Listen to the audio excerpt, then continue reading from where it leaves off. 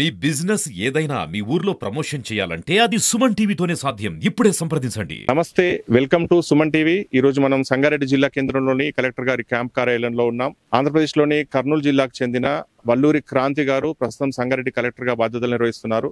వారు ఇంజనీరింగ్ విద్యను అభ్యసించిన తర్వాత తండ్రి కోరిక మేరకు తండ్రి ప్రోత్సాహంతో ఐఏఎస్ శిఖరాన్ని అధిరోహించారు. తెలంగాణ రాష్ట్రానికి చెందిన యువ ఆఫీసర్లలో డైనమిక్ ఆఫీసర్ గా పేరు సంపాదించుకుంటున్నారు. తండ్రి ప్రోత్సాహం, లక్ష్య సాధనలో వారు శ్రమ పడిన తీరు, మరి వల్లూరు క్రాంతి గారి మాటల్లో ఆ లక్ష్యం వైపు ఎలా వెళ్లారు, నాన్నగారు ఎలా ప్రోత్సహించారు, అందుకు సంబంధించిన పూర్తి వివరాలు తెలుసుకుందాం. మేడం నమస్తే. నమస్తే. నాన్నగారి లక్ష్యం మేరకు, నాన్నగారి కోరిక మేరకు మీరు ఇంజనీరింగ్ విద్యను అభ్యసించినప్పటికీ, వాళ్ళంతా వైద్య వృత్తిలో ఉన్నప్పటికీ మీరు ఐఏఎస్ వైపు వచ్చారు. మరి ఎలా అంటే మీరు లక్ష్య సాధనలో ఎలా కష్టపడ్డారు, ఎలా ఈ శిఖరాన్ని అధిరోహించారు? సో నాన్నగారు చిన్నప్పటి నుంచి బాగా స్ఫూర్తిని అందించేవారు. బాగా చదువుకోవాలి, లైఫ్లో మంచిగా సెటిల్ అవ్వాలి, ఉన్నత శిఖరాలను అధిరోహించాలని ఎప్పుడూ చెప్పేవారు. నాకు మ్యాథ్స్ అంటే ఇంట్రెస్ట్ ఉండేది. సో అది నాన్నగారు కూడా తెలుసుకున్నారు. సో వాళ్ళు అందరూ డాక్టర్స్ అయినా కూడా నాకు మ్యాథ్స్ అంటే ఇంట్రెస్ట్ ఉంది కాబట్టి నువ్వు ఎంపీసీనే తీసుకో అని కూడా వారు అడ్వైస్ ఇచ్చారు. అండ్ ఐఐటీస్ అని కాలేజెస్ ఉంటాయి, అవి మన దేశంలోనే ఉత్తమమైన ఇంజనీరింగ్ కళాశాలలు, అక్కడ తప్పకుండా నువ్వు చదవాలని నాకు ఎంకరేజ్ చేసేవారు. సో 10th అయిపోయిన తర్వాత నేను ఐఐటి ఎగ్జామ్ రాసి ఐఐటి ఢిల్లీలో బీటెక్ మెకానికల్ ఇంజనీరింగ్ చేశాను. ఆ తర్వాత కూడా ఎప్పుడు కూడా సివిల్సే మీరు రాయాలని కూడా ఎప్పుడు నాన్న చెప్పేవారు కాదు. బట్ చిన్నప్పటి నుంచి సివిల్ సర్వీసెస్ అంటే అది ఒక మంచి ఉన్నతమైన జాబ్. మీరు ఒక సొసైటీలో మంచి పొజిషన్లో ఉంటారు అండ్ మిగతా ప్రజలకు కూడా మీరు సేవను అందించే పొజిషన్లో ఉంటారు కాబట్టి అది బాగుంటుంది అని ఎంకరేజ్ చేసేవారు. అంతేగాని ఎప్పుడు కూడా అదే నువ్వు ఖచ్చితంగా చేయాలని అయితే ఎప్పుడు చెప్పలేదు. చాయిస్ అయితే నాకే వదిలిపెట్టారు. మంచి స్వేచ్ఛ ఇచ్చేవారు తండ్రి.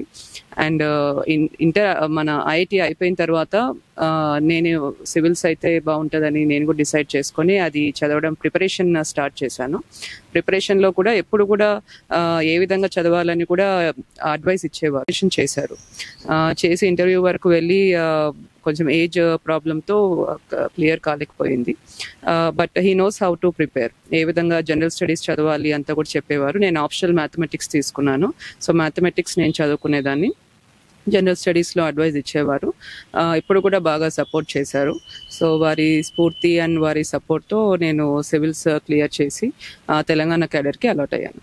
వాళ్ళు అంటే నాన్నగారు ఆ కోరిక, అంటే నాన్నగారు ఎప్పుడైతే మనం వైద్య వృత్తిలో ఉన్నాము కానీ అడ్మినిస్ట్రేషన్ వైపు వెళ్తే ఇంకా చాలా మందికి మనం సేవ చేయొచ్చు అన్నటువంటి ఒక లక్ష్యంతో, అంటే మీకు ఒక లక్ష్యాన్ని నిర్దేశించారు. అంటే మొదట్లో మీకు ఏమైనా ఇబ్బందిగా అనిపించింది? అంటే ఐఏఎస్ అధిరోహించడం అనేది చాలా శ్రమతో కూడుకున్నటువంటిది. సో అందులో మళ్ళీ ఇంట్లో ఉన్నటువంటి అమ్మ, నాన్న, అక్క అందరూ కూడా వైద్యంలో ఉన్నారు. మరి మీరు ఈ వైపు రావడం కోసం అంటే మొదట్లో ఏమన్నా ఇబ్బంది పడ్డారు? ఎటువంటి ఇబ్బంది లేదు. నాకు పర్సనల్ గా కూడా అడ్మినిస్ట్రేటివ్ జాబ్ అంటే చాలా ఇష్టం ఉండేది. ఐఐటిలో కూడా నేను స్పోర్ట్స్ సెక్రటరీ పోస్ట్ చేశాను అండ్ హౌస్ సెక్రటరీ అని కొన్ని అడ్మినిస్ట్రేటివ్ పోస్టులు ఉంటాయి, అవి కూడా నేను చేశాను. సో నాకు అడ్మినిస్ట్రేషన్ అంటే చాలా ఇష్టము. అండ్ నాన్న కూడా ఈ విధంగా సివిల్ సర్వీసెస్ అన్నది పర్ఫెక్ట్ గా సూట్ అవుతుంది నీ పర్సనాలిటీకి అని కూడా చెప్పడం జరిగింది. సో చాలా ఇష్టంతో నేను చదివాను. తప్పకుండా సివిల్ సర్వీసెస్ లో మంచి ర్యాంక్ రావాలని చదివాను. ఇప్పుడు కూడా ఇబ్బంది పడలేదు. అండ్ సివిల్స్ లో కూడా ఏమంటే మనం ఎన్నో చదువుతాం, హిస్టరీ, ఎకనామిక్స్, జాగ్రఫీ, వివిధ సబ్జెక్ట్స్ చదువుతాం. సో ఆ కొత్త నాలెడ్జ్ కూడా మనకు వస్తుంది. సో ఎప్పుడు కూడా కష్టం పడలేదు, ఇష్టంతోనే చదివాను. తెలంగాణ క్యాడర్ సంబంధించి యువ ఆఫీసర్లలో మీరు ఒకరు, మామూలుగా జనంలో మీరు ఒక డైనమిక్ ఆఫీసర్ గా పేరుంది. మరి మీరు అంటే ఎలాంటి ఇంకా ఉన్నతమైనటువంటి లక్ష్యాల వైపు చూస్తున్నారు? ఎలాంటి అంటే మీకంటూ ఒక ప్రత్యేక ముద్ర వేసుకోవడానికి ఎలాంటి కార్యక్రమాలను చేపట్టాలనుకుంటున్నారు? అంటే ఇప్పుడు అడ్మినిస్ట్రేషన్లో ముఖ్యంగా మనం చేయాల్సింది సాల్వింగ్ పీపుల్స్ ప్రాబ్లమ్స్. సో ఏవైతే మన దృష్టికి సమస్యలు వస్తాయో అవన్నీ కూడా ఇమ్మీడియట్గా సాల్వ్ అయ్యే విధంగా మా జిల్లా అధికారులు అందరినీ కూడా ఎప్పటికప్పుడు చెప్పి సమస్యలు సాల్వ్ అయ్యే విధంగా చేస్తూ ఉంటాము. అలానే చాలా సింపుల్గా అడ్మినిస్ట్రేషన్ నడిపే విధంగా ఎవరైతే మన స్టాఫ్ అందరూ కూడా ఉంటారో వాళ్ళని కూడా మోటివేట్ చేస్తూ ఎఫిషియెంట్గా చేసే విధంగా కూడా అడ్మినిస్ట్రేషన్ అయ్యేటట్టు కూడా చూస్తుంటాను. అలానే నాన్నగారి ప్రోత్సాహంతో కూడా గవర్నమెంట్ జనరల్ హాస్పిటల్ ఏ విధంగా అయితే వారు సూపరింటెండెంట్గా ఉంటూ ఉన్న 10 నెలలో ఎంతో అభివృద్ధి చేశారు. 2 కోట్ల విలువైన ఎక్విప్మెంట్స్ వివిధ డిపార్ట్మెంట్స్కి అందించారు. ఆయుష్మాన్ డిజిటల్ భారత్ ప్రోగ్రామ్ కింద కూడా కర్నూలు గవర్నమెంట్ జనరల్ హాస్పిటల్ని ఫస్ట్లో నిలిపారు. ఇంకా కూడా చాలా చేశారు. సో మన జనరల్ హాస్పిటల్ ఎక్కడ నేను పనిచేసినా కూడా అక్కడ తప్పకుండా ప్రత్యేకమైన శ్రద్ధ వహించి అక్కడ కూడా ప్రజలకు మెరుగైన సేవలు అందించే విధంగా చూస్తాను. ఐఏఎస్ గా అంటే మీరు మన సంగారెడ్డికి సంబంధించి కానీ లేకపోతే ఎక్కడ మీరు విధులు నిర్వర్తించినా ప్రజల ఆరోగ్యం అనేది ఒక ప్రధాన అంశంగా ఉంటుంది. సో మరి నాన్నగారు, అమ్మగారు అండ్ మీ ఫ్యామిలీ వైద్య వృత్తిలో ఉన్నారు కాబట్టి అంటే ఇక్కడ మనకున్నటువంటి సామాన్య ప్రజానికానికి వైద్యం అందించడంలో వారు ఏమైనా మీకు ప్రత్యేకంగా సపోర్ట్ చేస్తారా, లేకపోతే ఏమైనా సూచనలు ఇస్తారా? తప్పకుండా. ఇప్పుడు ఎందుకంటే వారు కూడా అడ్మినిస్ట్రేటివ్ జాబ్స్లో ఉన్నారు, ప్లస్ డాక్టర్గా కూడా పనిచేశారు. అమ్మ కూడా అసోసియేట్ ప్రొఫెసర్ ఆఫ్ పెథాలజీగా రిటైర్ అయ్యారు. నాన్న కూడా ప్రొఫెసర్ ఆఫ్ గ్యాస్ట్రోఎంట్రాలజీ మరియు సూపరింటెండెంట్ మరియు ప్రిన్సిపల్ ఆఫ్ కర్నూలు మెడికల్ కాలేజ్గా కూడా చేశారు. కాబట్టి ఇక్కడ హెల్త్ స్కీమ్స్ సంబంధించి, హెల్త్ డెవలప్మెంట్ సంబంధించి ఏమి డౌట్స్ ఉన్నా కూడా నేను వారితో రెగ్యులర్గా డిస్కస్ చేస్తుంటాను. వారి సలహాలు కూడా తీసుకొని ఇంకా ఏ విధంగా బెటర్గా మనము పబ్లిక్కి హెల్త్ సర్వీసెస్ ఇవ్వచ్చు అన్నది కూడా తెలుసుకొని చేస్తుంటాను. అలాగే మేడం, అంటే ఇప్పుడు ఈ యువతరానికి మిమ్మల్ని చూసి చాలా మంది ఇన్స్పైర్ అవుతున్నారు.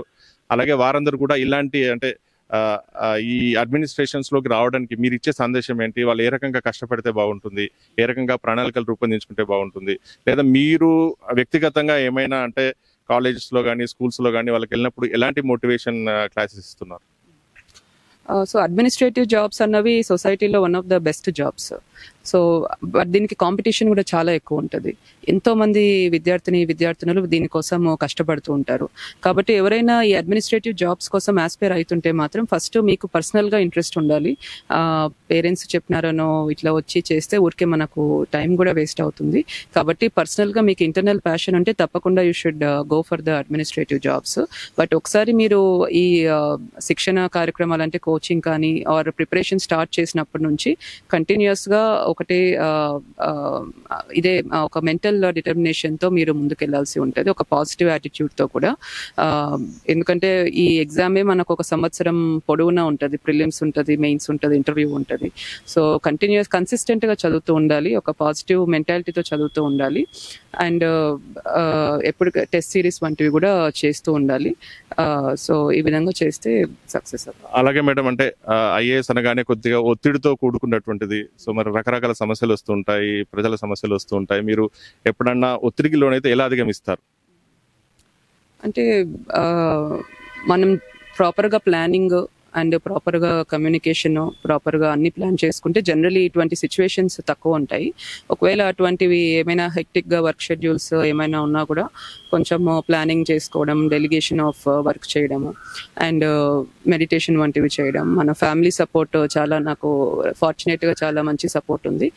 కాబట్టి వాళ్ళతో డిస్కస్ చేయడము, ఇటువంటివి చేయడం వల్ల ఎటువంటి ఒత్తిడిగా ఎప్పుడు ఎక్కువ ఫీల్ కాలేదు. చూసారుగా, ఇది సంగారెడ్డి జిల్లా కలెక్టర్ వల్లూరి క్రాంతి గారి అభిప్రాయం. ఉన్నతమైనటువంటి శిఖరాలను అధిరోహించాలంటే ప్రోత్సాహం మరియు పట్టుదల ఉండాలని, అలాగే యువతరాన్ని కూడా ఇలాంటి ఉన్నతమైనటువంటి శిఖరాల వైపు రావాలని వారు ఆశిస్తున్నారు. తెలంగాణ రాష్ట్రంలో ఒక మంచి ఆఫీసర్గా ప్రజా సంక్షేమ కార్యక్రమాలు మరిన్ని చేపట్టి ప్రజల కోసం ఎన్నో అభివృద్ధి కార్యక్రమాలు నిర్వహించి వారు మంచి ఆఫీసర్గా పేరు సంపాదించాలని సుమన్ టీవీ తరపున కాంక్షిస్తూ కెమెరామెన్ అంజితో కృష్ణారెడ్డి, సుమన్ టీవీ.